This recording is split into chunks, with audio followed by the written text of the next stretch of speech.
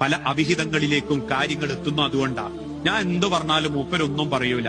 എന്നാ ഓളയിൽ കൂടി ഓനൊരു ഹായ് ഇട്ടു, ഇങ്ങോട്ട് ഹായ് ഇട്ടു, അങ്ങോട്ട് കൂയിട്ടു, ഇങ്ങോട്ട് കൂയിട്ടു. പിന്നെ രണ്ടാമത്തെ ചോദ്യം, ഇന്നെന്താ കറി? മത്തിക്കറി. കാണട്ടെ. ഓള് ഫോട്ടോ ഇങ്ങോട്ട് അയച്ചു. മാഷാ അല്ലാഹ്, അടിപൊളി മത്തിക്കറി. വീണ് പരിഗണനയും സ്നേഹവും കുടുംബത്ത് കിട്ടുമ്പോഴേ ബന്ധങ്ങൾ ഇങ്ങോട്ട് കഠിനമാവും, രൂഢമാവും. അത് അധികം ദൂരത്തേക്കൊന്നും പോകണം. നിങ്ങൾ വിചാരിക്കേണ്ട ദിവസമോളം എവിടെ കൊണ്ടുപോകണോ? സ്വിറ്റ്സർലാൻഡ് കൊണ്ടുപോകണം, മലേഷ്യ കൊണ്ട് വേണ്ട.